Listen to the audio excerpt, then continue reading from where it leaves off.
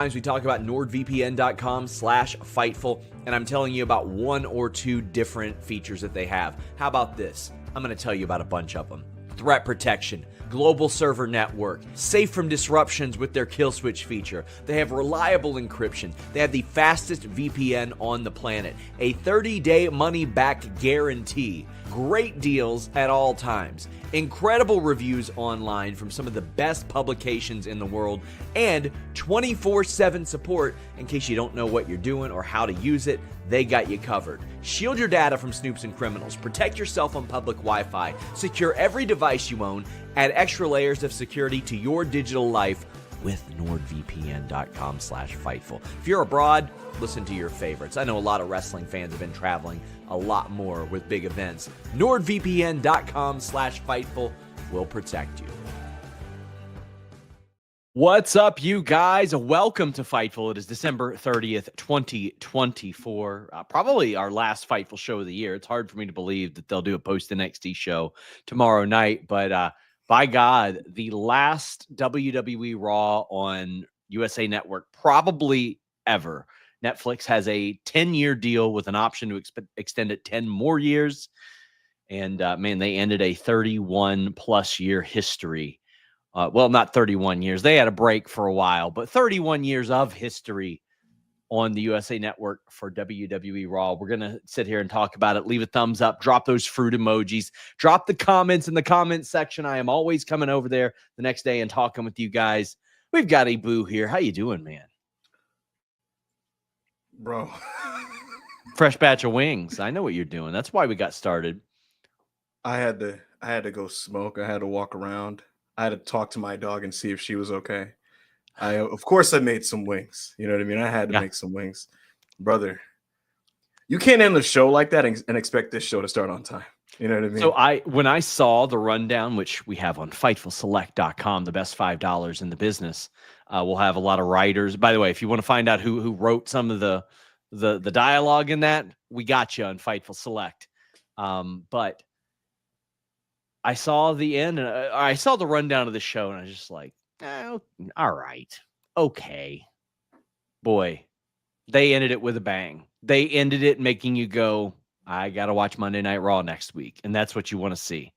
That's what you want to see. What I want to see, super chats, humper chats, get them in. We strive to be the most interactive pro wrestling review show with a couple of guys that have some sources in the game.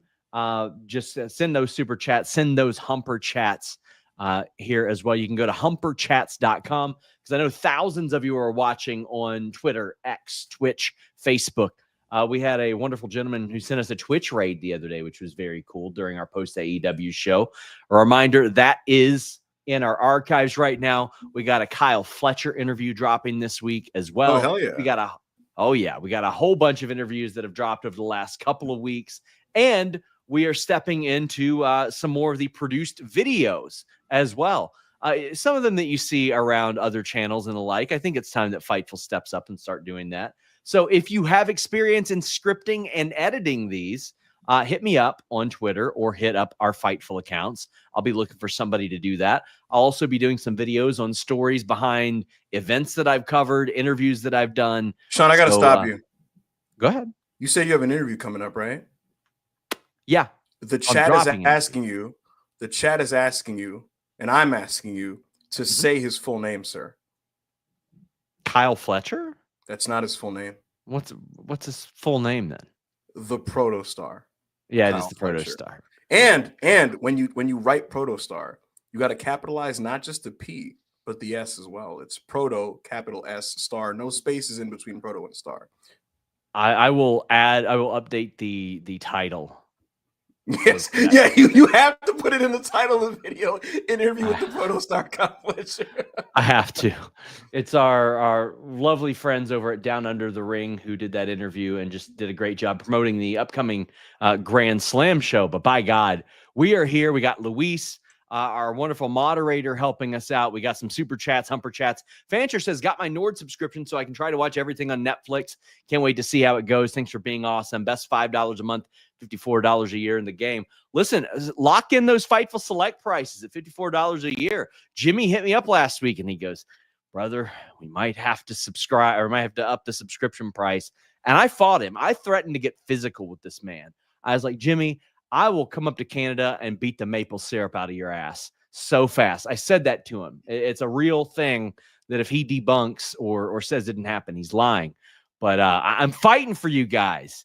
Fighting for you guys. We will always keep it the most affordable wrestling news service on the planet. But NordVPN, legitimately, if you're like, oh man, I don't want cable just to watch SmackDown, get Nord, get Netflix, change your virtual location. It'll save your life. It'll save your dude. I've talked to people that have told me like, man, you know, I was worried about how I was going to be able to watch this and that, and I got Nord, and I was able to watch this sports game that I couldn't because it was out of market or da da da da. It is a lifesaver when it comes to that. Denise's husband gave me the hack for like Sunday Ticket. He's like, you know, all these games are in local markets, so just change your virtual location. It is huge for sports. So look, NordVPN, if you want to watch certain sports, man, it saves your life. I heard it saves babies out of burning buildings too. Kenny says, Ibou, with all the talk about politics, if you were a wrestler, what would be the thing you politic for? Mine is no one kicks out of my finish. I think that's a good one, Ibou, because, I mean, all Baron Corbin had for a long time was his finish. The end of days, yeah. I'm not sure. I there's politics in my shoot job, and I tend to like, for me personally, right? I tend to like, what I've learned about myself, Sean, is like when I'm around that stuff, I'm just like, man, I don't want to get into the drama, man. You know, I just want to do what I got to do. But wrestling is a totally different beast. So as long as I'm getting paid really good and I have job security, I think I'd be fine, dude. I just want to pay my bills, man. I mean, I have learned, like, in the wrestling media game and stuff, like, I mean, listen, people have seen my social media conduct, especially in previous years. And there were a lot of times I was insecure about my spot. And then when I became very secure about it, I was like, man, this shit ain't really worth it. Like, it's absolutely. Plus, I got to be honest, look, having spoken to numerous pro wrestlers, what you come to learn is that most of them, especially wrestlers at a certain level, to get to a certain level in wrestling, you kind of have to be a sociopath. And you got to be like slightly mentally ill. And I say all that to say, I can't put myself in the headspace of a pro wrestler because I'm not that insane yet. I'm getting there. Yeah. I think once like I'm hit like 37, 38, it's really going to kick in, you know. But I'm a little couple years away. But yeah, right now I don't want to politic about anything. I just want to, you know, have a good time and pay my bills. See, when I've wrestled and done stuff, I've had to politic against doing more stuff. Mojo Rawley wanted to bump for me. I was like, Mojo, what are we talking about here? Yeah. What are we doing here? I throw a headbutt at you. You no sell it. You pounce me. That's the spot. I need to be taking bumps for me. What are we talking about here? Absolutely. Ryan says off topic, but guesses on where Kevin Knight goes. FightfulSelect.com reported today that Kevin Knight, who should be on everybody's radar, IWGP Junior Heavyweight Tag Team Champion, his contract is up this week. They are talking with him about renewing it. I believe he has interest in pursuing some things elsewhere. You know, I have long thought that you want a guy to fill that Cedric Alexander role in the Hurt Syndicate. Kevin Knight is a guy right there. But if I were NXT, I'd be after him too. He's so talented and he's young. All these major promotions should be tripping over themselves to like, at least kick the tires on Kevin Knight. If you're NXT, why wouldn't you go for him when your main event scene has been featured guys like Ridge Holland and Sean Spears? No disrespect to Sean Spears, but it's a shallow pool of talent that's ready to produce at a high level on television. So of course NXT should look into it. If you're AEW, look, AEW has a dearth of talent. There's so many people. It's so many people to push. It's kind of tough sometimes. And so with AEW, like talent acquisitions now need to be based on fit. And I do think there is a fit for him. And like you just said, Hurt Syndicate, 3-man unit. There's not the young guy yet. Who's going to be the fourth man? It used to be Cedric Alexander. He's currently under contract in WWE. Who's it going to be now? Well, boom. There's a guy right there you can bring. 27 years old, athletic as fuck, could work the AEW house style, could get over. He can talk a little bit too. People don't notice that about him. He can talk a little bit. So all I know is whatever happens to him, I hope he gets paid. Actually, look, I'll say this on record. I spoke to Kevin yesterday, John. And yeah. And I kind of just picked his brain about the situation. And he just kind of seemed like he was just going to put it in God's hands and hope that everything worked out well. And he got a nice deal. So the vibe I got speaking to him was just that he's open to anything really. And he just wants a big opportunity somewhere where he can just get paid and do his thing. It's so funny because last year, I had reported just before the new year that 2024 was going to be a big contract year. And I mean, for Yeah. big contracts, there wasn't necessarily a lot of movement, but we knew Drew, Seth, Damian, Becky, a lot of deals were coming up. Ricochet, whole lot of AEW deals had to get re-signed.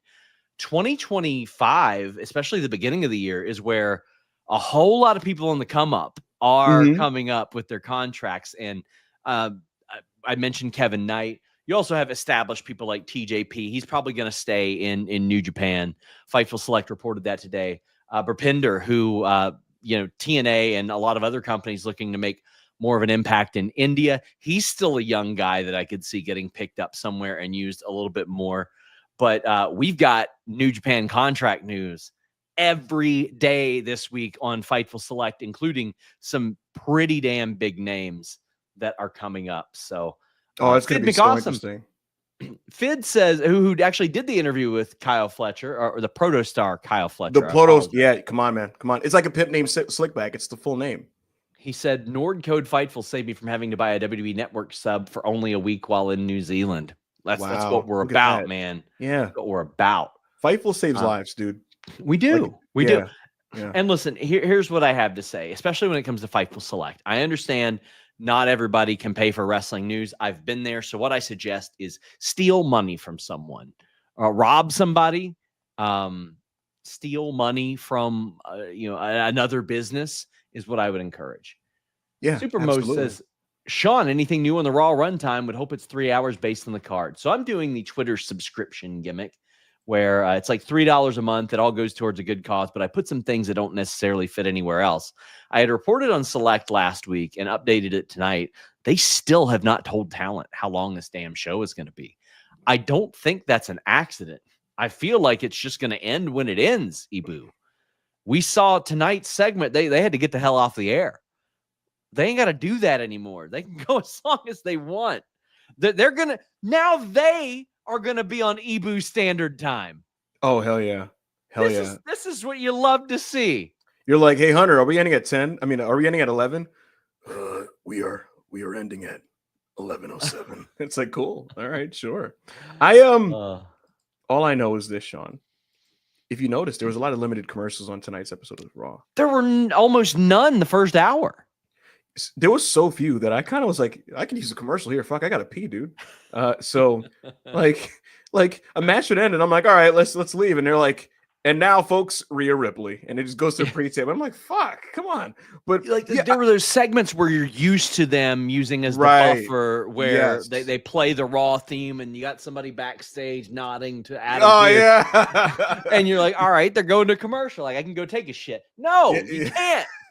You can't. You hear that like weird AI ass song in the background. It's like, step into the eyes of the warrior. It's the pain. Stepping up in the warrior. Like a guy's no, listen. You know where the money is? Just being in a band and doing. Whoa. Yeah. Oh my god. Oh, I think we could. I'll do an album of 15 songs. Sell them all for commercials. Dude, That's yeah. Just commercials. If you want to use that soundbite right there, that will do you just fine. I think we could, Sean. I think we could produce better music for WWE than Def Rebel. Oh yeah. And that's just me farting into a fucking tuba. If they told me come up with like a Judgment Day theme that was better than this one, I could just be like, I don't know, like we're the Judgment Day, we're the Judgment Day, just I don't know. I used to try to a cappella sing Shayna Baszler's old NXT theme, and I got real good at it. Oh yeah, that's that good. Oh, listen, man. As a duo, we nail that shit. For sure. And I could just see her walking out to it, and I bet even if she heard it, she'd have been like, "Damn, this is good." Doing that weird like triangle symbol thing that she did, Yeah, absolutely. It was the spades. She's the queen of spades. Oh, right. I'm sorry, Shayna. Don't get mad at me. Legion says, any news on how ads will work on Netflix? Fine with them being there. Just hope they aren't during matches. I mean, that's what I'm hoping, especially seeing the match that we'll talk about shortly, Gable versus Otis, without commercials. greatly helped by just you being able Whew. to just observe it and have it play out from beginning to end. Oh yeah. We don't know yet. They've long planned for there to be commercials. I mean, the reality is, listen, I don't even know how much the Netflix Raw deal is, but like, come on, they have to do commercials because what they're not expecting however many million people to sign up for just WWE Raw. Yep. It's not going to be a loss leader. They're going to sell ads for that thing. I hope it's not during matches. This is a chance for them to greatly alter the formatting of this show. Yes, And because it look, it's a format that we've been used to for years, and it just it affects how you perceive certain things. I know, like almost like subliminally, Sean. I'm conditioned to not care about certain matches as much because it's like this isn't gonna be particular. Like if I know especially with the Fightful Select rundowns that you provide, it's easy to understand the rhythms of a match. And if you say a match is 2 segments and the entrance and start and you do 90 seconds right to a high spot and then a commercial, it's like, all right, that was neat. We're going to come at a commercial. They're going to do some back and forth for 3 minutes and it's going to end. And it's like, cool. But it's like, I know that's not going to be a great match. So how am I supposed to invest in that? You know what I mean? here's how they tricked us this time, though. Mm-hmm. There were no commercials, so one segment was 15 minutes. So you got 15 minutes of promo, the entrance, and the 9-minute match, which we will talk about momentarily. Actually, let's go ahead and talk about it. Forget it. We don't have to do it in order. Chad Gable defeated Otis. What a kick-ass match. And listen, they absolutely dropped the ball with Otis. He was going to be hot after turning on Chad Gable and doing something physical, and they didn't do it. But this, I'm glad that it finally got paid off. Chad Gable gets the win. He needed the win because he's been doing a whole lot of nothing since then. Yeah, he needed to win this match. I noticed, Sean, I was looking through the social media reactions. The Zoomer side of the WWE fan base wasn't big into this, but the millennial side, which is us, Sean, Ross Sapp, I think it spoke to the 1989 WWF, I guess, pieces of our fandom, because I watched this and I was just like, hell yeah. It's just like, it's so like Kurt Hennig versus like any fat guy that they would throw him against, you know? It's just because it'd always be good. Yeah, because Otis just kind of, look, is Otis freaking Bret Hart? No, not at all. Otis, he does very specific things very good, and he gets tired after about 3 minutes, and then just kind of like pelvic thrusts his way through some reactions, which that's totally fine. We all do that sometimes, but like in the case of Otis and Gable, he's just a never-ending force of joy, and because of that, the fans just want to support him. So when Chad is getting heat on him and they do the Otis chants and he starts jiggling his legs and shit and hulking up, it's just fun. When he rips the shirt off, it's fun. When he does that really bad worm of his, it just rocks.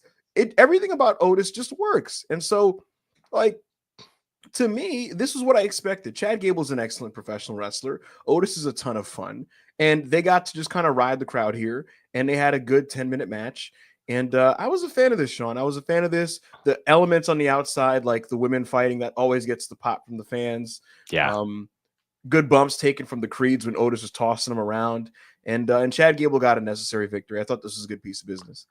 I think Otis has had solid matches in the past. Like he's had solid singles matches with Ciampa way back in the day, with Nakamura, I think last year, maybe with Johnny a couple of years ago, with Obafemi earlier this year. This was a singles match that I was like, this was a good match. Like not just a solid match. This was good. You got Chad Gable doing the deadlift, suplex, all that.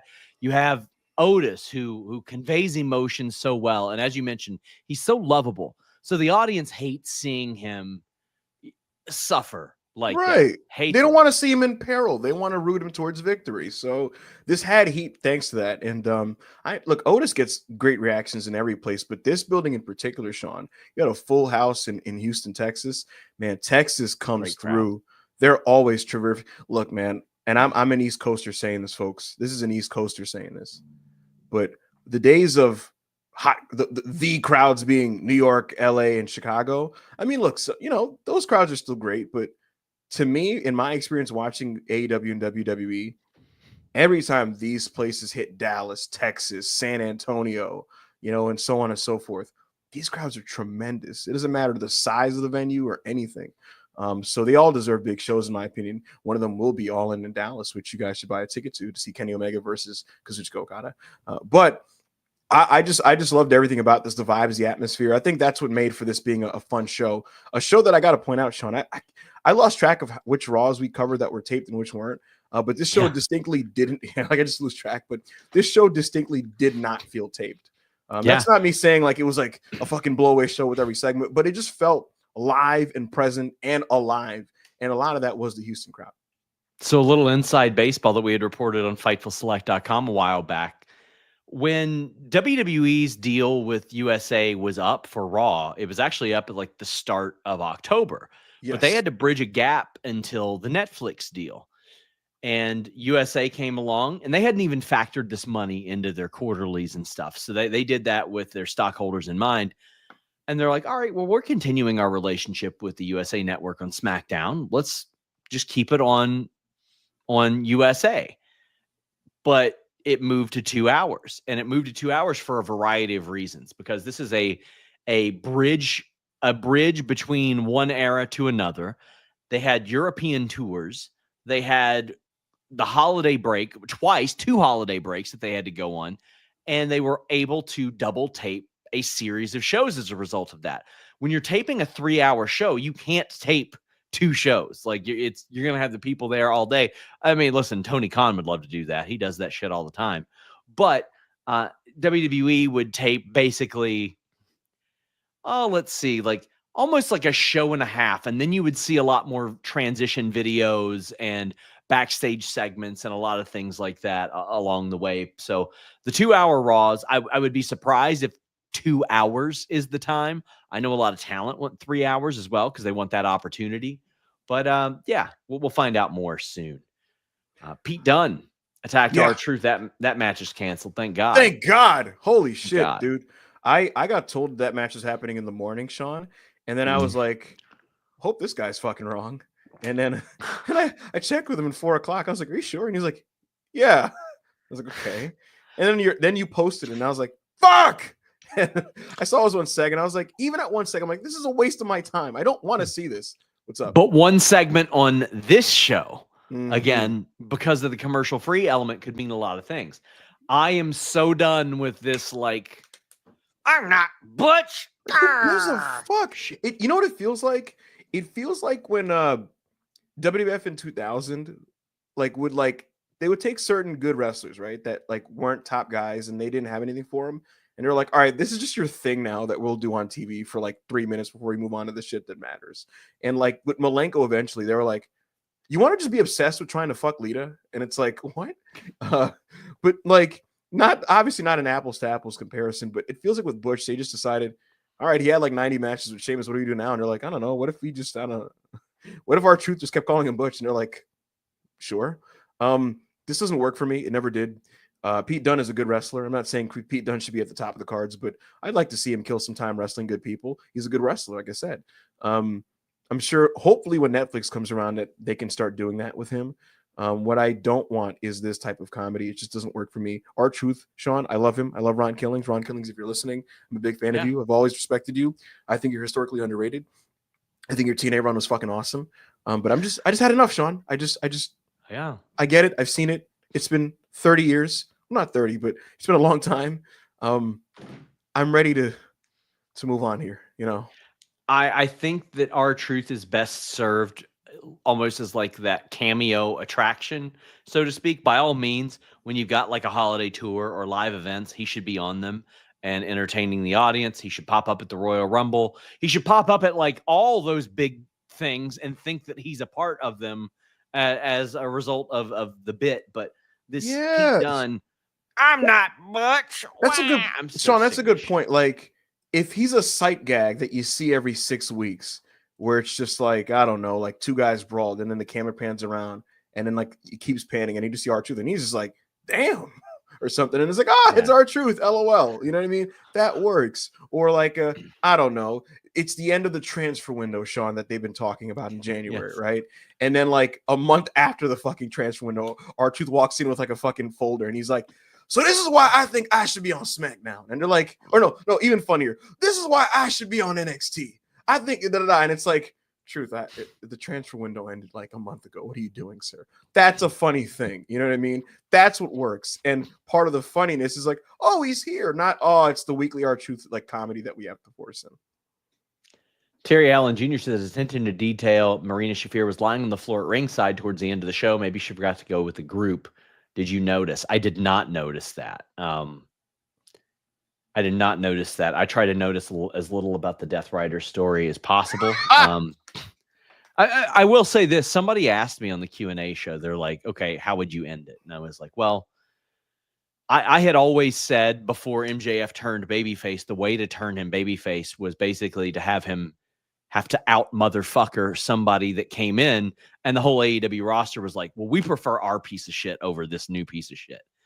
And I actually think, first off, Beth Phoenix should come in, even the odds against Marina Shafir if they're going to do this FTR, rated FTR thing. But I think that FTR and Beth should encourage Adam Copeland to get Christian to out motherfucker John Moxley. And Christian's motivation would be, well, I can't cash this shit in until he doesn't have the title anyway, because Claudio and Pac and Yuta aren't going to let me. They're stopping me at every turn. And then end this shit as soon as possible. End it as soon as possible. I'm so done with it. Yeah, I'm over it, dude. I also like, I think Adam Copeland is a legend in his own right. And I think John Moxley's a great wrestler. But there's a version, even though this is a Raw review, but there's a version of those promos that might be like really agonizing. Like, could you imagine Edge just being like, God, I am fighting for the soul of AEW, and Moxley. We've already heard about his pubes. Where do we go from here? John just being like, you see, Adam, you're the problem, Adam. You're the guy I'm trying to get out of here, Adam. You represent what I don't want to be, what I don't want in my company. And it's like, no, you're the problem. And they just, I don't. I can't. Oh, man. Enough. Well, New Day comes out. This internally was listed as Jey Uso's promo, which it did become, but oh boy, New Day got such great heat. They're so good. They're so good. I'm just so happy to see this. A couple of characters who I'm emotionally invested in that have heat. And Jey Uso comes out, and New Day are like, we know each other. We know each other really well. They're playing off of each other. Then the bloodline pops up on the screen and sets up Drew attacking Jay. How'd you feel about this whole piece of business here? I think that what this told you is that they're going to do a New Day Usos match. And I'm always down for New Day Usos because they have tremendous chemistry. They're the best modern tag rivalry in the history of the promotion. But now there's a new context. It's the New Day that are bad guys. Ooh, what's going to happen here? I wonder when they do that. I would have liked them to actually like say things. I get like that they're getting heat, but I wanted them to say things. It strikes me as this is going to take a while before we actually get to the match. So we're not in a rush to, because typically in WWE, like, if they get all the talking points of the narrative out, you're going to see the match imminently. I remember I was telling my friend about Punk and Seth, and he was asking me like, hey, back at Hangman, all wise, all knowing, wise, awesome, rich guy. When is Punk and Seth happening? And I said, look, here's going to be your tell, even without any scoops. If they had their promo where they really said everything they had to say to each other, and then you get physicality in the week after, the match is happening soon. If there's no physicality and they haven't had the promo where they really basically said what they had to say to each other, you're going to wait a while. And in the case of this New Day Jey Uso thing, that they already set out the roadmap. There's going to be a couple more story beats. He's going to get with Jimmy. Then they're going to say all they had to say to each other. You're going to get a lot of like, Xavier's going to say all his shit to him and like, we carried tag team wrestling and da-da-da-da-da. And then like Jay's going to be like, yeet down and all that shit, and then you'll get the match. But I was a fan of this just purely on the fact that these are all performers with cachet with the audience, and the crowd is super into everything. So I'm into it. I'm into it when the fans are into it, usually, unless it's the Awesome Truth, which thankfully doesn't exist anymore. Backstage, Adam Pearce makes the match for next week. Drew McIntyre, Jey Uso. I noticed, Ibou, I was at the WWE Madison Square Garden show. I didn't hear that you were there. You didn't rush to go there. Could that possibly be because, one, you're a big-time CM Punk hater?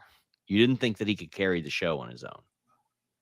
In case you don't know this, folks, I fucking hate CM Punk. Yeah. I will say I was there.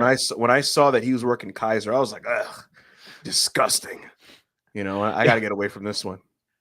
It was a little unusual being there, and it's like, oh, well, Rey Mysterio isn't there. Obviously, he's a ticket draw for a lot of people. Jey Uso was not there. Rhea Ripley was not there. Gosh, who else wasn't there? Drew was not there. I'm like, damn, that Raw side was hurting. That Raw side was hurting. But Rafael Garcia said, Drew said, you're next. You are next. You're next. He says, oh, my God, we're getting Drew Goldberg at Mania. Also, yes, Punk. Stone Cold quite famously took his ball. Oh, we'll be talking about that later on.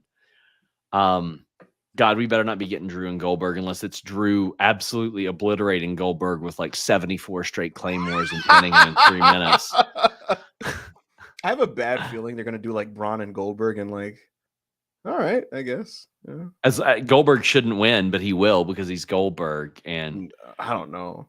I'm trying to think of like what's an actual fun and inoffensive thing Goldberg could do, and I feel like Braun and Goldberg tagging at like a Saturday Night's Main Event would be kind of sick. You know, they're both Atlanta guys. You know what I mean? Rick Steiner's WCW dude. You know that connection. But then who would they fight? That's the question. You know what? I got it. This isn't a Mania match, and it's not a Mania worthy match. But I've decided as Saturday Night's Main Event, you know what they should do, Sean? A-Town Down Under, getting speeder out of their shoes by Braun Breaker and Goldberg. Yeah, 3 minutes, barks, high fives. Like when they booked Dolph Ziggler against Goldberg, I was like, yeah, sure. A guy that doesn't need protected, bumps his ass off, would do something fun. Yeah, sure. Joel Pearl of Fightful Over Books in the Weeds has long said, Goldberg's favorite thing is talking about how miserable it is for him to get into ring shape. Like he loves to talk about the training camp that he goes through to get into ring shape. I mean, I just it's a lot you got to do, you know, getting my body right. And it's a big commitment, really, just committing to working out. And look, I talked to Vince, you know, he wanted me to do the Rumble. I said, Vince, I don't got enough time for that. That's why you saw me wear the shirt like that. That's every Goldberg interview, you know, that. And like, look, if Brett wants to be mad at me, I don't, you know, he gets into the Brett stuff. So, yeah. I don't know if I've still got Goldberg heat, like his reps and stuff like me, but like I did the show with Riddle years ago where Riddle started to talk trash about Goldberg. Like that came from Fightful.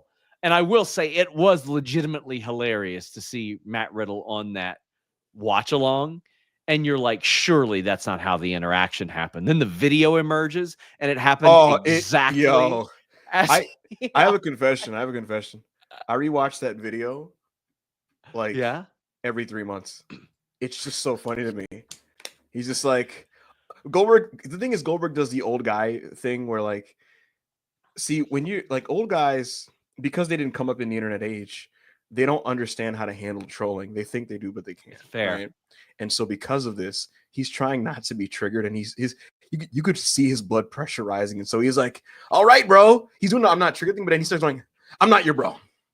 I'm not your bro. It's really hard for him to understand that somebody isn't afraid of him and never would have been. Like, listen, you can think about what you want about Riddle for any variety of reasons, but I had long heard this story that like after that Rumble, Vince had heard that Riddle had heat with Lesnar and Goldberg, because that was also the same weekend that I think Brock went up to him and said, we ain't ever working together. Stop talking about me.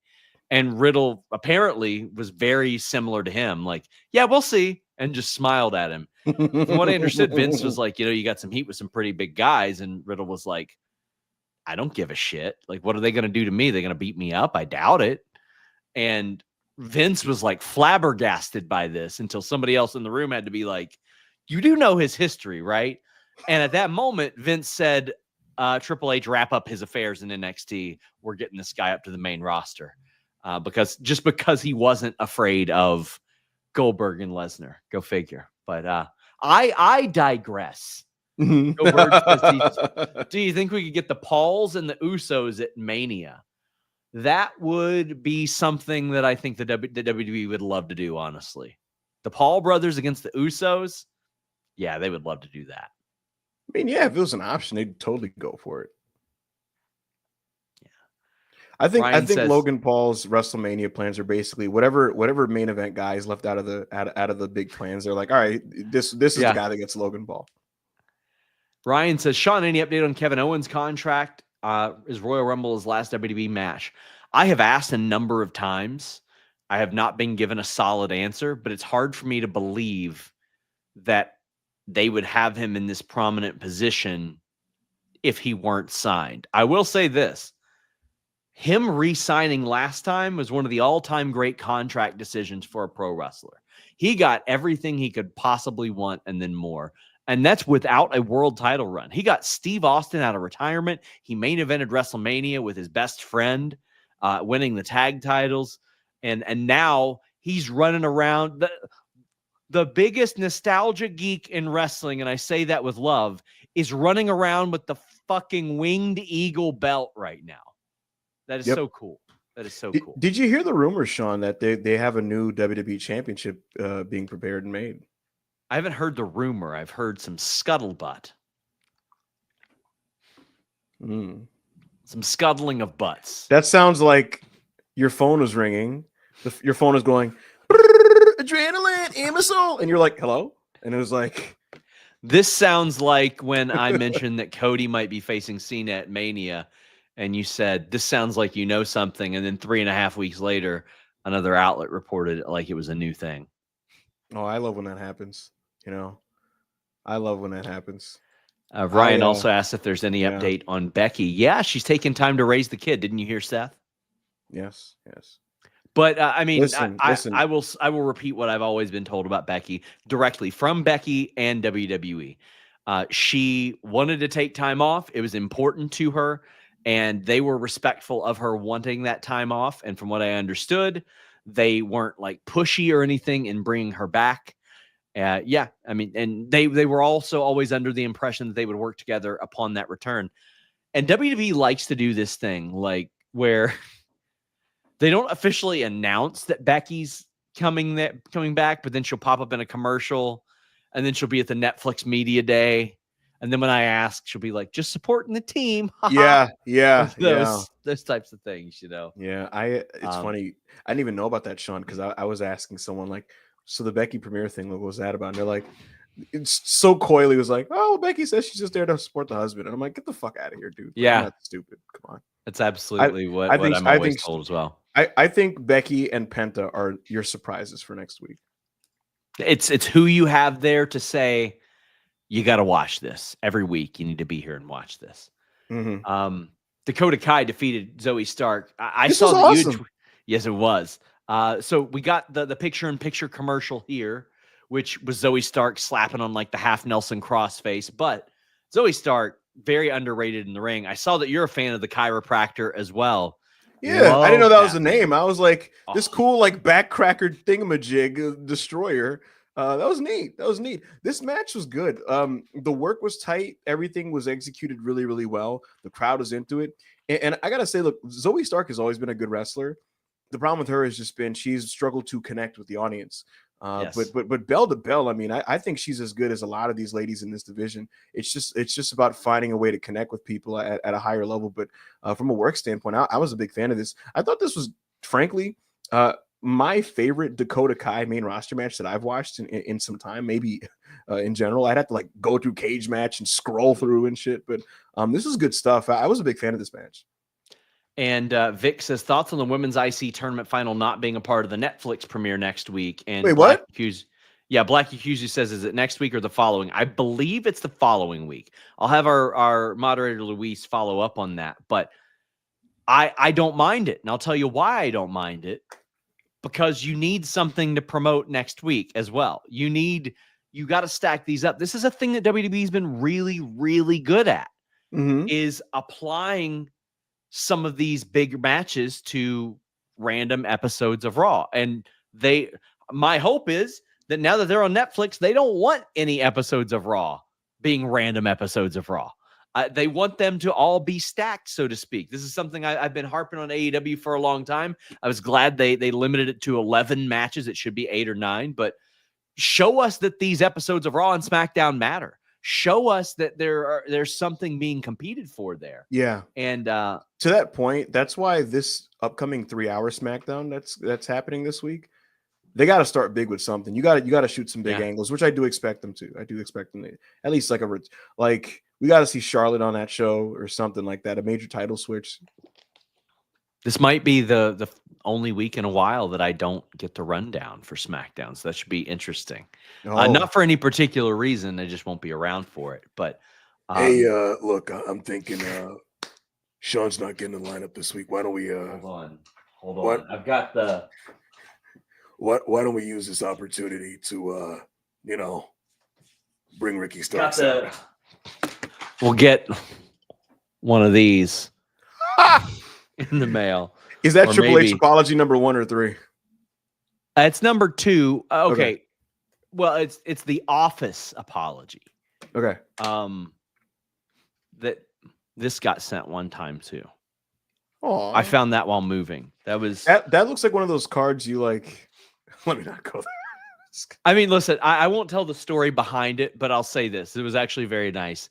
They found out my wife had been in the ER, and they sent flowers, which was incredibly kind of Was it Nick or Legental or Paul or everybody? I think it was probably Chris on behalf of the office, and probably because Chris is in the office, and he was like, "Hey guys, Sean's wife is having a hard time here," and he went like from Nick, Paul. Yes, that's what it is. It's the same handwriting. It is the same handwriting. Oh, that rocks on both of them. It absolutely is. But I mean, listen, he should have gave like Nick Khan the pen. I was like, "You want to write this one? Just say this." And he's like, Nick's like, "I don't got fucking time, loser. Just write the fucking message." I'll say one of these did emerge from a conversation in regards to Nick, but I maintain a healthy relationship with WWE in their office because listen, I got to work with, against, alongside. Sometimes it's just the way it is. I know there's a lot of people that think that it's like contentious. I'll tell you the funniest part is like when the worst accounts on Twitter are like, "Do you see how he acts? No wrestler should do interviews with him." And I'm like, yeah, sure. That's going to get all the stuff they've tried to pack me up for in the past. This will be the one. Your tweet, guy.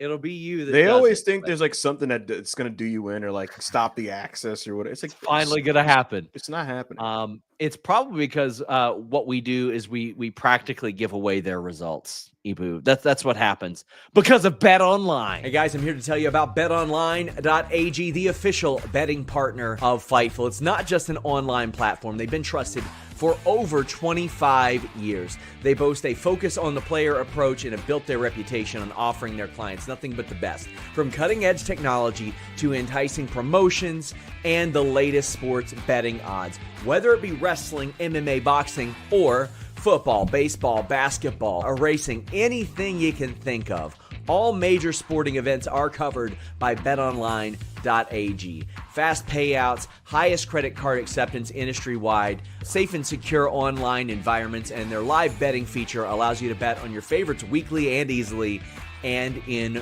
real time. betonline.ag. That's where we're going at Fightful. That's where we suggest you go as well. That's where we get all of our odds at. betonline.ag. Only bet what you can, and please bet responsibly. Check it out, guys. Bet Online. We would greatly appreciate if you supported our wonderful sponsors. Somebody asked why I still had this. This got sent maybe a month or two before I moved, about 3 years ago. And I was at that house for Christmas this week. And it was in a box of things that I need to move out of there. So yeah, still have that nice little token of gratitude there. It's neat. You know what's popping me in the live chat, Sean? Everybody's saying what we do. I don't know if you noticed this. Once I'm telling you, you will never notice. You'll never unsee this. Watch a Triple H interview or a scrum or anything. He loves saying, yeah, I mean, and that's the thing about what we do. You know, what we do as a business. We're a global brand. You know, we stream in different countries. That's the thing about what we do. You know, what we do, we put smiles on. It's his go-to. Oh, hold on. You know what? How about this one? The Spark says, bro said thousands watching on X. Nice try, Diddy. Okay, cool. You want to bet me money right now? How about this? You gift 100 Fightful Select subscriptions if I can prove you wrong right now. How about that? I don't think the Sparks is going to take you up on that bet. I don't think you are going to take me up on that, because guess what? I've got a little Live on X tab right now, and I hate to be the bearer of bad news, friend, but wow. Oh, we stream this to fucking owned. We stream this to about 3 or 4 different Twitter accounts. So occasionally what'll happen, Ibou, I'll have, a fan of another show or something like that, try to minimize viewers or something. What we do, YouTube is one of like 15 platforms that this show goes to. We go to Twitch, we go to Facebook, we are on Amazon, Spotify, Apple. We are on 4 or 5 different Twitter X accounts. We are not just sitting here trying to farm YouTube views and make that it. No, we are trying to maximize our reach and maximize return for our wonderful sponsors along the way. So I know that the YouTube viewership might say 6, 7, 8,000. You can go to the Twitter live viewership right there, which we have learned does very, very well for us. But yeah, guys, those Twitter followers do have some benefit. They do have some benefit. We also had Io Sky dropping to Lyra Valkyria, which I didn't see coming. And I'm glad. I'm very glad, because you know why I'm glad, Sean? Why's that? Because that means my Mania Dream match is still on. What's that? Oh, it's Rhea Ripley and Io Sky, which may or may not be scheduled for WrestleMania. I'm wanting Rhea Ripley and Bianca Belair. I want to heel Bianca Belair against Rhea Ripley so bad. The thing is, I think Bianca's going to be tied up with whatever this Jade mystery is going to be. So Possibly. Yeah, we'll see. We'll see what happens. Possibly. Ooh. Ryan says Io generational, but Lyra taking 2 from her and 1 from Becky. She must have a huge believer in the back. Well, that's the thing, Ibou. When Lyra started out and she was tethered to Becky, I was like, damn, is this too much? Like, are they pushing her too hard? I think it's ended up working, because now they have given her enough credibility with her early wins, taken some of that away with her recent lack of booking, to where when she won this very good match that had the crowd chanting, "This is awesome," I did stand up and go, "Oh, holy shit, she won this match." You know what I love the most about this, Sean, is they knew that the plan was going to be Lyra going over, right? And it's very easy for WWE to go, oh, I guess we'll just have like PFC cost you or something, right? But that would have just made the match worse, and like it wouldn't have made anybody look any better or more protected from that. Frankly, sometimes some people just win, sometimes people don't lose. It's a make or miss league, Sean. Sometimes it's just not your night, and the ball rims out, and the other person went over. And in this case, Io thought she had her, and then Lyra used her leverage, and then boom, got her bridging pin, and Io just wasn't able to get out of that. And I'll tell you what, Sean, when wrestling does these types of things, it's a sporting framework, and me as a viewer, I don't go, oh, this means Io weak. Oh, guess she's bad. Guess I like her less. It's not 1986. I don't think less of you for losing a fake fight. I know it's fake. So I watched it. I'm like, damn, Lyra had her again. Cool. It happens. And I say all that to say, wrestling needs to embrace things like this more. Just like Ospreay and Okada. Yeah. Like they didn't feel the need to protect. I got to say, in general, Sean, fuck protection. Look, there's situations where it works, but it works not from a protecting standpoint, but from we could build another feud off of this because of the person that came involved. But like, I think sometimes we overvalue this bullshit, this stuff that just makes matches worse and insults your intelligence. Sometimes people just beat other people. It can happen. Yes. I don't think less of people. Io Sky, I don't think less of you. You are literally the savior in my life. I did not think that Diesel was a little bitch when Bret Hart pinned him with a small package. I didn't think that he sucked as a result of that. No, Io Sky, you are still the genius of the sky. I still appreciate you. I still look forward to your matches. I have mentioned this about 100 times on this show. I subscribe to the Randy Savage method. Like when they would say, oh, do you want a schmoz? Do you want interference? He'd be like, no, I'm good enough to stay over. Win him in the ring, lose him in the ring. Oh, hell yeah. Hell yeah. That's why he's a man.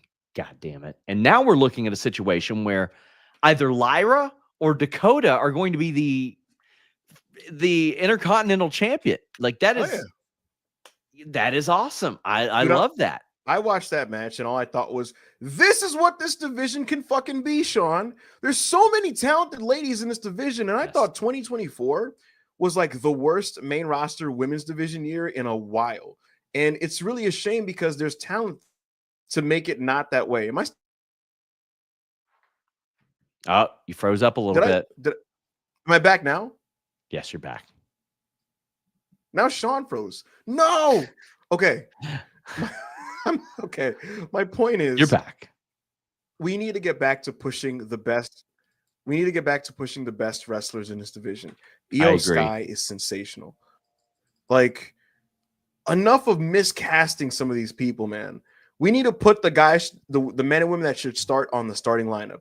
Everybody has a role to fill, and there's nothing wrong with filling a role based on what your personal strength is. Right? Certain ladies can talk better than other ladies. So then you put them in talking roles on the show, doing character-based stuff. There's certain people that can fucking go. And if you can go, I want to watch you wrestle on the TV. I want to see you on the PLEs, not other. Like, we need to situate people in the right positions. And the bottom line is, Sean, you look at an Io, you look at a Lyra, right? And then you look at some of the women on NXT, like Julia, Stephanie, Zarya, so on and so forth. Maybe you get a potential Jordan Grace coming up. In a year, this women's division is going to be the most stacked it has ever been in WWE history. Let's start getting the creative right for these ladies.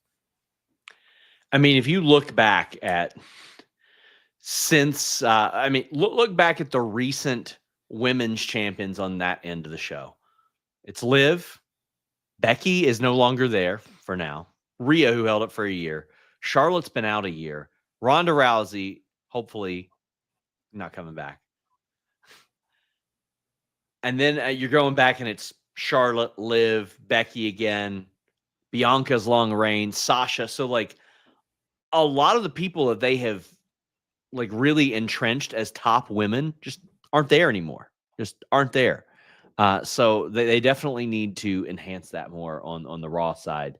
KE775 says, was Rhea and Liv's last man standing match announcement last week a mistake? It was like on Main Event or something. They put it on Main Event. And I'm working to find that out. But says, do you think Becky shows up and costs Liv the title next week? I hope so. I think, Sean, she will neutralize a Raquel interference. I like that more Liv Morgan, because I don't want interference between those two. End this shit now. Listen, they're going to brawl around the ring in the crowd. Raquel's going to get involved, and fans are going to be like, oh, son of a bitch. They're going to screw Rhea again. And then that's when, whoa. And then she comes in, and everyone's like, holy shit. And then, like, Pat McAfee is going to just start dancing on the table and shit. And then she manhandle slams Raquel. Liv Morgan is shook. She turns around. She gets a fucking riptide, like off the fucking stage or some shit. And then 1, 2, 3, 4, 5, 6, 7, 8, 9, 10. Rhea Ripley is your new women's champion. I'm liking that. Trixie Hates Drew Lock says they can keep the overly produced cinematic segments. That's how you do a pro wrestling angle. Sean, are you there? To Liv. Oh. Yeah. Oh, no, we were like out of sync. This Wi-Fi is like kicking my ass right now, I think. Why is it the biggest cities in the world have the worst Wi-Fi? You couldn't even hear that. Andy says, will Seth work Gunther for the belt at Mania? I believe he will. Cody Erickson says Matt Riddle would knock out Goldberg in 30 seconds. Yeah, probably would. We got the tribal combat vignette. That's neat. Promoting next week's match. We have Judgment Day speaking with Raquel. Don't quite know what Finn Balor is up to, but he and Judgment Day do have a new theme song. Ibou, what did you think of it? Yeah, this song fucking sucked. I just thought it was terrible. Like, this is already a group. This is a group on the decline. This is a group that is so washed, and now they took the only cool thing away from them. That Alter Bridge song was so good, and now they have generic AI trap music. So, This is a stable that needs a mercy kill from the Wyatt Six. Sean Ross It Sapp. is Dominique Wilkins with the Orlando Magic is what we're looking at right here. Like, it is not a good time with Judgment Day. It's rough. It's over. They are not a playoff team anymore. This is not a team. Yeah, it's done, dude. Damian Priest and the War Raiders. Big Hero Chris says RIP the other side. And Corey David says Def Rebel has the aura that iBeast was talking about. Like, they're horrible at their jobs. They ruined the Rumble with their music by hiring Jimmy Hart. The theme song is not good. It's hard to top Alter Bridge. It's very hard to top Alter Bridge. But this was real bad. And whoa! Ibou popped up. Do we have a backup Ibou? Do we have backup Hangman? Yeah, it's time for backup Hangman. This is the alter ego of backup Hangman, which is just... Listen, ultimately you are who you are, and that is non-face cam Ibou. The thing is, I didn't want to have to go into the emergency car, but I was like lagging, and then you were lagging, and I was like, am I talking over him? Because this is what would happen on my end, right? You'd be like, whoa, what did you think of this? And I'd be like, I thought it was good. And then you just hear like 90 seconds of silence, and I'm like, Sean? Oh my God. People see their true colors, and this is the real Ibou. This is like, it's like, you ever watch Men in Black and the guy from Monk is there and you find out he's an alien? Sean, look at the live chat. They're like, it's WrestlePedia, Steve. Yes. The real Ibou. This is. But the worst thing about this wasn't even the theme song. It was that Finn Balor says, "It's over when I say it's over." And I'm like, bro, please say it's over then. Because I'm done. Fuck. Like, enough. It's like, let it go. Look, man. Look. Week 2, Netflix, fucking Falls Count Anywhere. Let's get this on the road, man. Let's move on, please. And then, not only that, Sean, let's separate these two from a brand standpoint. Move Damian Priest to fucking SmackDown or some shit. Yes. We got Steven saying, who do you want Rhea to face at Mania? Well, Ibou wants Io Sky. I want Bianca Belair, but we'll see. I mean, that is a main event of WrestleMania to me at some point down the line. We've got the Penta mask showing up, and Ray and a partner will challenge New Day next week. Very clearly, it's going to be Penta. Jonathan Corona says, I think Penta's going to get a big payday selling his mask in the WWE shop. Hell yeah, he is. And Jonathan Corona says, will we see Penta next week at Raw in LA, Sean? When did he sign with WWE if they're doing his teaser? I would assume in recent weeks, but it's got to be Penta. Anybody else is a disappointment at this point. It's absolutely Penta. Do you remember, Sean, I predicted this a couple of weeks ago? Uh-huh. Yeah, that was a good prediction. Good prediction. By me. Solid prediction. Penta he's gonna work really well in that WWE style. He's gonna do exceptionally well. I hope that he does 6 straight package pile drivers only for Kofi Kingston to kick out, just because I want to see people cry about it. But he's gonna be great. He's gonna be incredible. Any thoughts on what we saw tonight between the promo and the teaser? I'm just looking forward to seeing Penta get over in front of a WWE crowd, because I think once he's fully set and over, it's going to be so funny to watch his matches, because he's just going to Cero Miedo his way through. And like I said, my dream match is to see Jey Uso, LA Knight, and Penta in the ring together, whether it's wrestling or cutting a promo, because I just want to see the total brain rot that will be, yeah, Cero Miedo. Oh, yeah, for sure. You know, so yeah, I'm ready for it. Ludwig Kaiser's interrupted by Sheamus. And listen, this is another situation where I love the ingredients involved, but I'm like, please move on. Yes. Please. They started this feud in late May. Dude, they had a match on June 3rd, August 5th, September 2nd, and you know what's October gonna happen, 28th, and Survivor Series. Next week, they're going to brawl backstage. Adam Pearce is going to be like, hey, enough of this. We're going to end this next week. And then he's like, it is official. And then you're going to hear fucking McAfee and Cole, and you hear "Step into the eyes of the warrior," and they're like, next week on Raw, it's gonna be Kaiser and Sheamus, and they're gonna have another 3.5-star match where you're like, yeah, that was really good. You know, and it's like, fuck, can we move on, please? What are they fighting over at this point? God damn it. T Zipper says the change in theme music for Judgment Day feels like it isn't necessarily bad, but it doesn't fit the group. I agree. They were standing around very awkwardly there. What would fit them? Like, I'm traveling down the road and I'm flirting with disaster. That bullshit from NASCAR 98. That's what I want. That's what I want them to have. They should come out to Hail Mary by Tupac. Yeah. Finn Balor being like, yeah, I won't deny it, you know. Just JD McDonough sitting around. Hold on, let me pull it up. Let me find it. Gotta switch the gimmick here. Here he is. Here's how JD McDonough looks. There we go. Oh my god. Oh man. They fucking stink, dude. God damn it. What a bad state. Dude, like once like Carlito came in and like man, fuck me. Well, we had the main event segment, and what a main event segment it was. Oh boy. Listen, I'm just gonna offer this up to you. Look. Mm-hmm. There you go. Oh man. You know what? Let me get mine out. You know. Let's just, you know, let's handle that. Yeah. It's like good shit. Absolutely. James Zimmerman says, is it me or is Punk just really whiny? Well, that's what that's what Rollins is hoping that you feel like. Stephen Bradley says, need a cigarette after Punk and Seth, and I don't smoke. And Fid McAwesome, our great friend from Down Under the Ring, says, that's the Punk Seth promo I've waited all year for. Get your super chats, get your humper chats in. This featured some stuff that,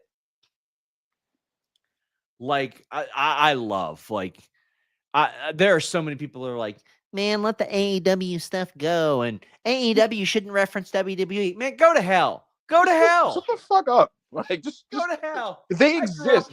They exist. We know they exist. Yes. Guys were there. Major things happened there that inform how these people feel about each other, both in the fiction and in the reality. Why would anybody ignore what happened to CM Punk and AEW? He got into 2 fights. Like, what the fuck? That we know of different, yeah, right. Two publicly known fights, both of which were the biggest stories of their respective years. And you have people who are like, don't reference it though. I don't want to hear about it. Shut the fuck up, right? Shut the fuck up. This was awesome. And of course, Seth Rollins is gonna be like, yeah, you're gonna go fuck off to another place, but you already got fired from the other one. Like, that's what people think about with Punk. Again, in the fiction and in the reality. He's the guy that got fired from AEW. Why wouldn't you reference and use that to build a fucking story? There was so much about this that I liked because it's easy to forget how good Seth Rollins is at cutting promos. And I have long thought that the Nick Hausman interview that he did that I witnessed firsthand was so smart because, one, he knew it would get headlines. He was telling the truth. He does it. Okay, did not like CM Punk. I don't know what their relationship is now. Obviously amicable to some degree of which they can work. But there's a lot of things that Seth Rollins is saying that he's wanted to say for a long time. Right. And it was so funny, Ibou. Like, the Stan accounts got a hold of me saying, like, when they said, well, what was Rollins' problem with Punk? And I was like, well, you know, he didn't exactly make things easy for one of Rollins' best friends by saying, oh, we got to make Roman look strong. Like, that made shit real tough for Roman. It was already going that direction, but like, they don't forget that. Sean, look at it this way, dude. 2014, Shield breaks up. Roman was cheered. He was cheered. CM Punk goes on Cole Cabana's show and he's like, yo, that dude is an industry plant, guys. He's a fucking industry plant, right? And then, so people see that Punk is basically pulling the curtain on WWE current creative. And people are like, man, wow, they did Punk dirty. And man, Roman is an industry plant. Roman comes back from his injury. And the report, Sean, and for those that weren't around, the report coming out from people was Roman is scheduled for a big push. He's Vince's favorite. He's going to win the Rumble. Fans hear that. They hear Punk's words. Like, man, this is bullshit. Fuck this guy. The Rumble happens. And we saw what happened in the 2015 Rumble. Rock couldn't even save him. That makes it hard Yeah. for Roman Reigns, and it sets Roman on the path where he is struggling for the next couple of years, despite how hard he worked his ass off in the ring to get over. And so CM Punk's words had a lasting effect on the careers of a lot of these guys. The last match that Punk had was the Royal Rumble, and when Daniel Bryan wasn't going to win it, people were cheering for Roman Reigns to win it. Yes, no one remembers that. When Roman was going toe to toe with Batista, it was Roman that the people wanted. Yeah, So like the tides turned and Punk absolutely had a part in it. So Seth Rollins, of course, he resents aspects of that from Punk because to Punk, and that's what makes this so compelling. Here's the thing about it, Sean.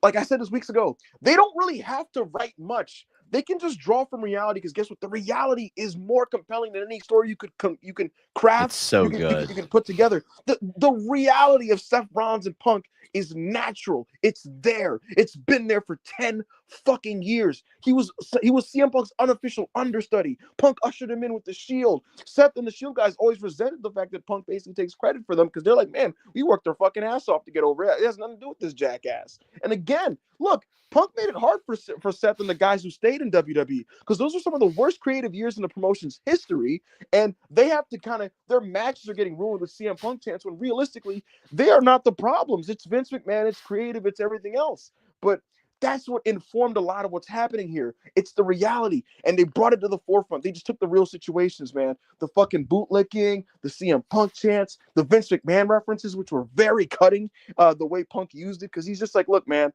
I love this, by the way. What a perfect situation to segue, Sean. I just tweeted just today, Stone Cold's famous Bite This interview from 2002. And his words where he was like, I think creative fucking sucks. I don't like the direction I'm going. I don't like the direction this whole fucking company's going. And he walked out, and Vince McMahon famously said that Austin took his ball and went home. Yeah. That was the company's spin. They did the WWE Confidential videos about it. They did all their fucking PR. Couldn't believe it when I tuned in on a Saturday night. I'll never forget. Absolutely. I came home early on a Saturday night, and I was like, I'm going to watch Confidential. And they just had this hastily produced, like, video. We were pulling back everything. Yeah, and for like the kids who were not there, Stone Cold walked out of this company, and everywhere you looked on WWE TV, they wanted you to know Austin left. It's his fault. He's a bad person. He's an asshole. He walked out on you. He didn't walk out on us. He walked out on you. You guys who supported him for all this time. Take his ball and went home, became part of wrestling lexicon for walking out. And it basically put the power on the promotion's hands rather than the talent's hands. And it stigmatized talents quitting their jobs for years to come because it turned into a thing where, oh, you're a quitter? That reflects poorly on you, not the company. When in the reality is, if you're pro worker, if you're pro the talent, if you're pro the boys, if you're on that side of this ideological situation, then you should always be questioning what was it about the place of business that caused the talent to want to leave. And so CM Punk throwing that back in Seth's face was incredible because he said, fuck that shit. That's Vince McMahon speak. And you know what? Speaking of that fucking guy, I left this company because I hated him, not WWE. And you know what you did? He loved you, and you never backed me up in situations against that guy. You were putting these arrows in my fucking back, and it took 10 years to pull them out. And you know what? I got them in my hand, and I'm shoving them down your fucking throat. That was incredible. Incredible. Everything about how that was worded, presented, arranged was tremendous. And even more tremendous, Sean, is at no point did the promo allow you to go, man, Seth's getting cooked. Because guess what? Seth would just fired right back. He'd fire right back. I thought I was watching heavyweight boxing. But that man was like, yeah, Steve Austin said it was one of the biggest mistakes he ever made. And like, Punk brought up Becky, and Seth was basically like, walked out. Her contract was up. She's raising a family right now. Not that you know anything about that. It's like, damn, what a line there. There was one specific thing that I just thought dug real deep because any like even vague references to Colt Cabana is like damn. Yeah, and that's what he did. He is like, you went and did a podcast with your buddy, then you joined the competition, and then after we won, you jumped over here and started waving our flag. Yeah. And I was like, damn, man, that was he's basically saying like, you're saying I'm an industry plant. You're Kevin Durant joining the Warriors. Like it just on so many levels, incredible points were made on both sides. Yes. And I'm watching this, and all I could think, Sean, is wrestling is the fucking best because when you arrange and draw from the reality to create incredible fiction, and there's just so much there that's compelling.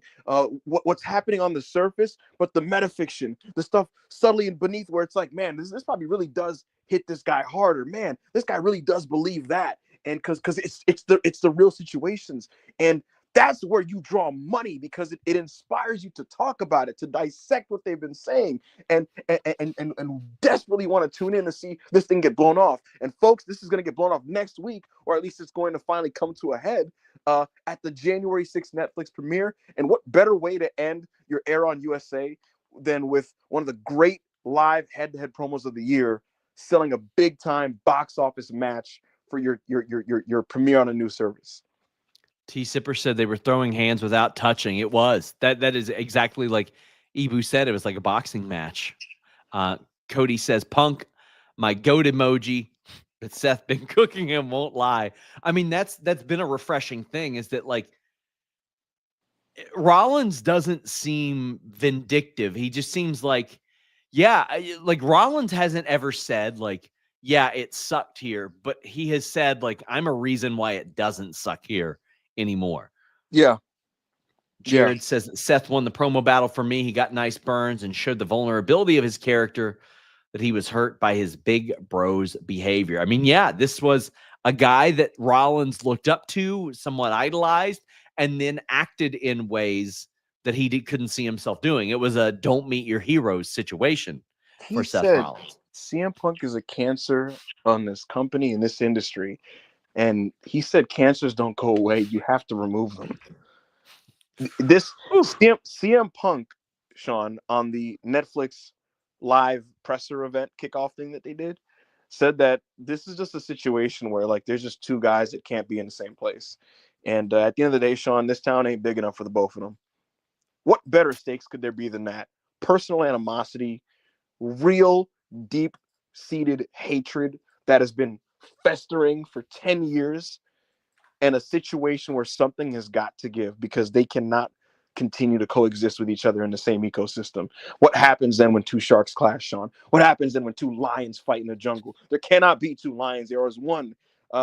This is what I live for in my professional wrestling. This is storytelling. This is big drama. Fights. This is how you build the big fucking fights. The last super chat we have from Jay Miller says, you know, if Jose the assistant will be Penta's manager. I don't believe he is. I'm sure he would love to be, though. Yeah. Jose's good at getting people talking. I'll say that. It's always funny when like Andrade shows up on WWE and he's just kind of like, I emoji. Or like, yes, you know, Dragon Lee comes to NXT and he's like, what's next for me? And it's like, all right, dude. It literally, anybody that speaks with an accent, and Jose's like, I got you, buddy. I emoji. And he goes, who do you have for best? Bronson Reed does a tsunami, and he's like, somebody rolls their R's a little bit, and Jose the assistant's like, oh? He's like, Latino adjacent? It's like, yes. All right, buddy. Well, he'll be all over Joaquin Wilde when he leaves LWO, even though. All right. He's like... Andy says, who do you have for best on interviews? Rock peaked highest, but not around enough. Drew had the best one-liners, but Cody is the best at selling a fight. I don't think you can leave Hangman Page out of that conversation with the way that he delivered promos this year, especially when he burned down a house. Right. I feel like that's a very important one. I would go with Drew or Hangman, honestly. That's who I would go with. Fascinating, because they're both very similar characters that underwent similar character arcs this year. Ibou, tell the people where they can find you. I know you've got a new Discord. Hell yeah, man. Look, Patreon's fucking on us, so we're going to have to deal with that. But you can follow me at Backup Hangman. Same name on the Blue Sky social over there, but you can follow me at Backup Hangman. I do a ton of podcasts, including another Raw review tomorrow, where I won't actually review Raw. The review happened here. Over there, I'm going to just kind of fuck around. But we have a lot of fun on YouTube. I did just drop a Discord, folks. If you're not already in, man, you got to jump in this thing, man. It's awesome. You know what I mean? So follow the Selfmade account. It's at SelfmadePW. Follow Self-Made PW. We're going to try to get the Patreon back rolling because we have some issues with that right now, but it should be back soon. And the second it is, I'll notify you guys. The link is in the bio of that account. But for now, if you're not already following Self-Made, follow us at Self-Made PW on Twitter.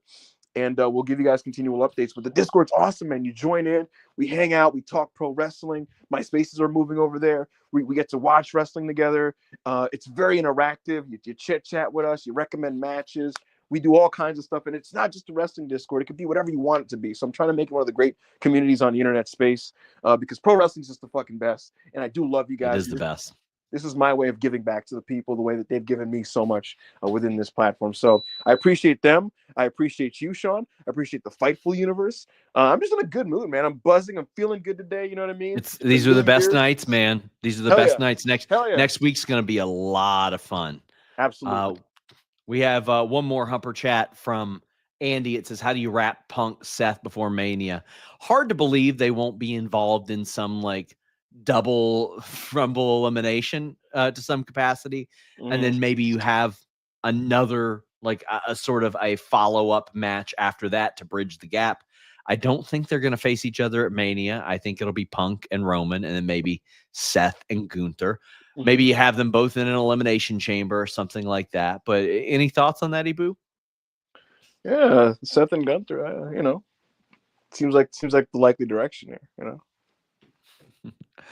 Guys, thank you all so much. That's my Please prediction. subscribe to FightfulSelect.com. We've got New Japan contract news all week.